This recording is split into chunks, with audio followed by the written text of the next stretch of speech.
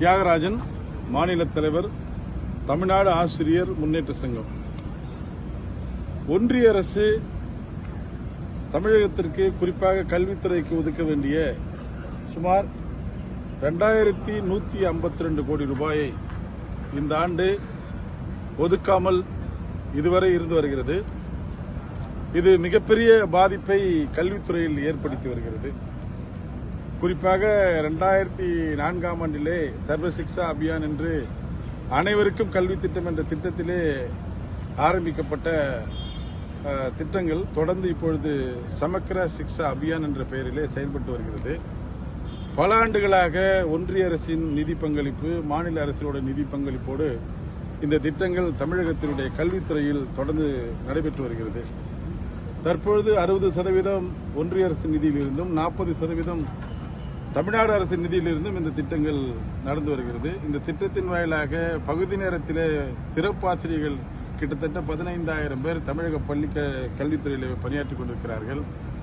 வட்டார வள மையங்களிலே ஆசிரியர் பயிற்றுநர்கள் பல ஆயிரக்கணக்கிலே பணியாற்றி வருகிறார்கள். இந்த மாற்றுத்திறனாளி மாணவர்களுக்கான ஆசிரியர்களும் இதிலே திட்டத்திலே தான் பணியாற்றிக் கொண்டிருக்கிறார்கள். மாணவர்களுக்கான பல உதவித்தொகைகளும் இந்த திட்டத்தின் வாயிலாக செயல்படுத்தப்பட்டு வருகிறது.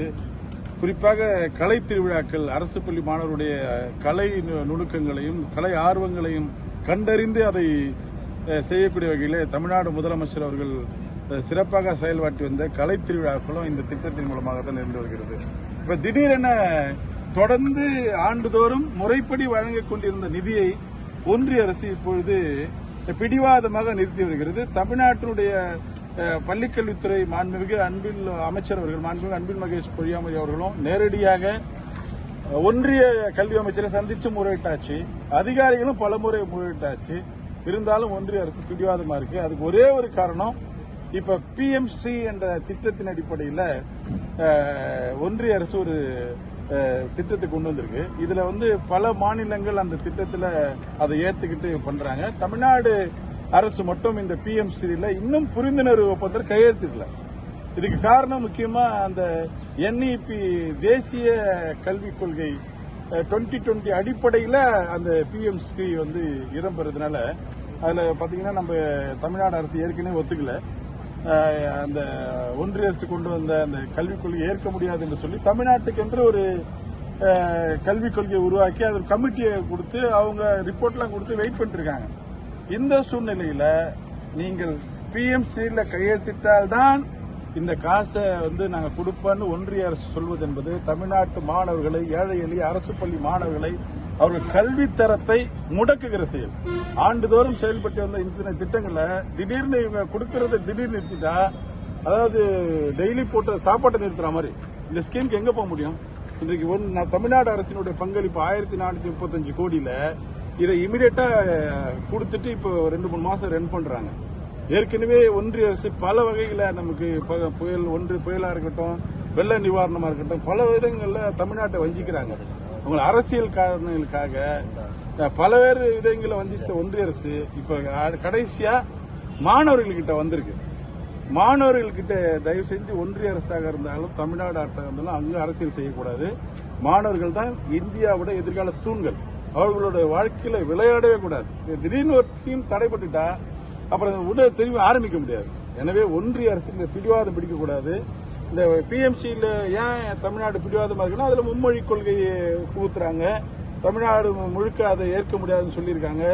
3ஆவதுக்கு 5ஆவதுக்கு 8ஆவதுக்கு நம்ம பப்ளிக் எக்ஸாம் வைக்கணும்ன்றாங்க. பல விதங்கள்ல நமக்கு அவங்களுக்கு முரண்பாடு இருக்கிறதுனால இதை தமிழ்நாடு அரசு ஏற்கவில்லை.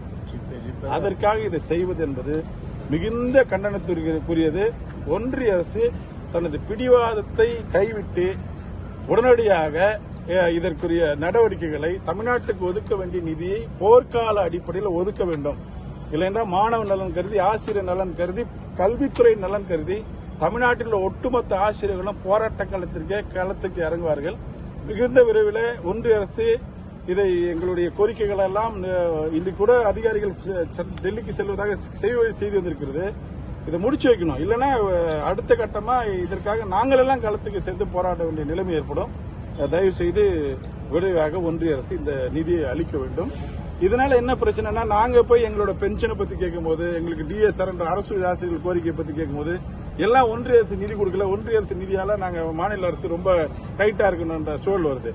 எனவே இது மறைமுகமாக ஆசிரியர் அரசு ஊழியர் கோரிக்கையும் பாதிக்கிறது. எனவே ஒன்றிய அரசு அதனுடைய நிதியை நம்ம கட்டின போனா தமிழ்நாட்டு மக்கள் தான் பெருவாரியான நிதிகளை ஒன்றிய அரசு கொடுக்குறாங்க. எங்களுக்கே கொடுக்கலன்றது எந்த விதத்தில் ஏற்புடையது, ஒருபோதும் ஏற்க முடியாது. உடனடியாக வழங்க வேண்டும் என்று தமிழ்நாடு ஆசிரியர் முன்னேற்ற சங்கத்தின் சார்பாக ஒன்றிய அரசையும், ஒன்றிய பிரதமரையும், ஒன்றிய கல்வி அமைச்சரையும் கேட்டுக்கொள்கிறோம்.